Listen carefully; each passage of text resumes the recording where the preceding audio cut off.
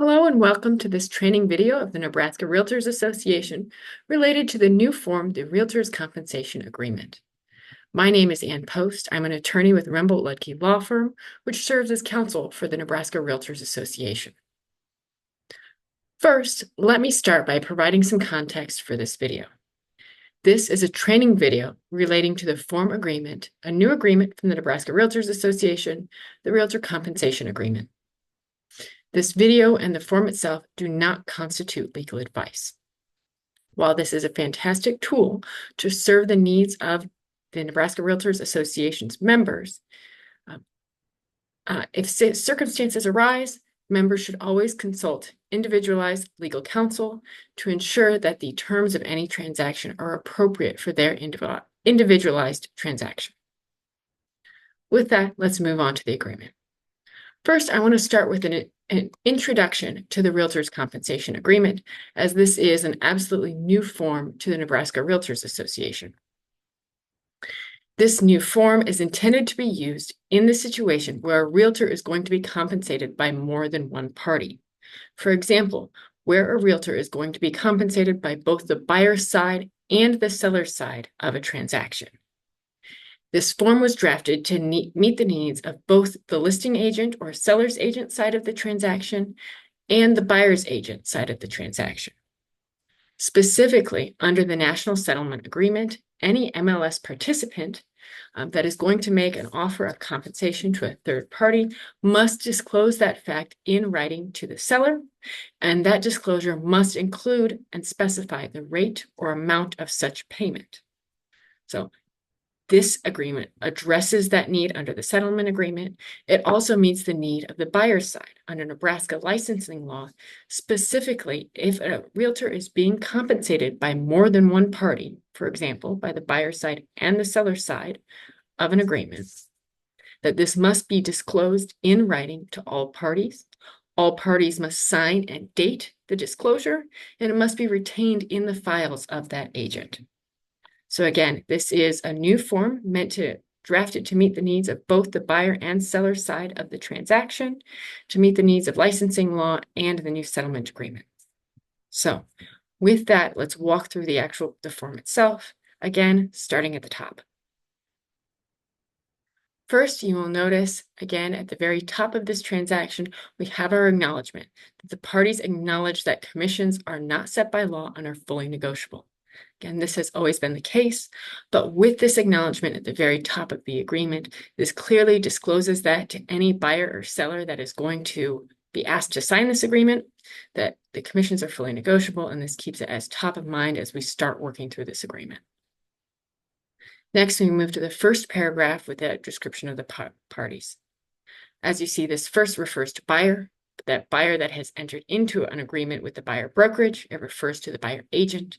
And then again, as in similar to our other form updates, we have the buyer brokerage and the buyer agent together referred to as realtor, and then that carries out through the remainder of this agreement.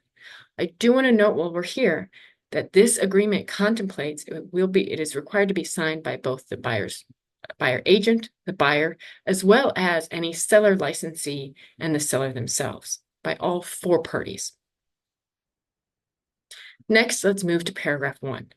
Paragraph 1 simply references that buyer's agency agreement that the buyer agent, the buyer's realtor, and the buyer themselves has already entered into. It acknowledges that that agreement exists and that compensation is owed from the buyer to the buyer's realtor under that agreement. I want to specifically note that this does not require disclosure of exactly what that compensation is, merely that that agreement exists. So then that moves us down to paragraph 2, the compensating party. The purpose of this paragraph is to clarify who is paying the buyer's realtor. Is it the listing agent through that sharing of commission, offer of compensation, or is it the seller themselves? This could be the case if that compensation of the buyer's realtor is structured more as a payment of closing costs instead of that split of commission that has historically been more common. So as we walk through this paragraph, first we're going to identify the property that is the subject of the purchase agreement. So we're going to fill in the first blank with the address of the property. And then as we walk through, we're going to identify through either writing A or B in that blank, whether it will be the seller or the seller's representative, that licensee that will be paying compensation to the buyer's realtor. So again, there's that distinction. If it is a split of commission, that would generally be the seller's licensee. If we're looking at the seller themselves as closing costs, is where you'd see A. You'd want to place A in that blank, that it is the seller themselves directly paying that compensation. So once we've identified who the party is that's paying the compensation, we're going to move to the next paragraph that deals with the compensation itself. This paragraph details the compensation that will be paid from the seller's side of the transaction to the buyer's side of the transaction. Again, this paragraph doesn't deal with the entire compensation that's owed to buyer under that buyer's agency agreement. This details only the compensation that's moving from the seller side of the transaction to the buyer side of the transaction. Therefore, this is structured again with those 4 options to identify the amount of compensation that's moving from one side of the transaction to the other. We've got A, that structures that as a percentage of the gross sales price of a property. B, that structures it as a fixed compensation. C, that refers to that broker's administrative compensation. And then finally, D, other. Again, a caution, if we're going to use D, other, ensure that when you're structuring that compensation, how it's determined and what it looks like, it needs to be clearly identified and determinable from the terms of the agreement.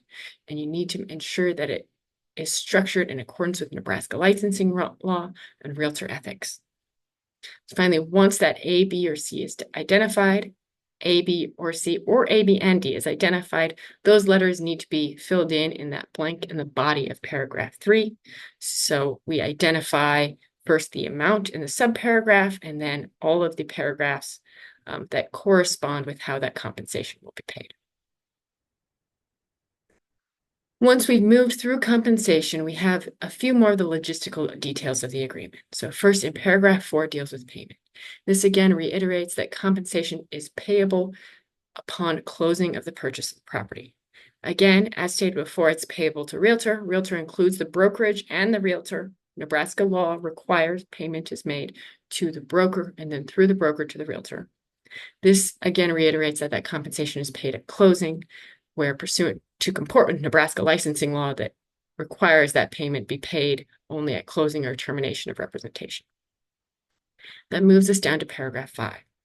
This is simply an acknowledgement by the buyer. Oops. That's an acknowledgement by the buyer explicitly that their buyer's realtor is going to accept compensation from the seller's side. They're explicitly acknowledging and giving authority to their agent to accept that payment from the seller side of the transaction. When we move back down to paragraph 6, there's that obligation to make whole. This will look very familiar to the clause that is in the corresponding buyer's agency agreement.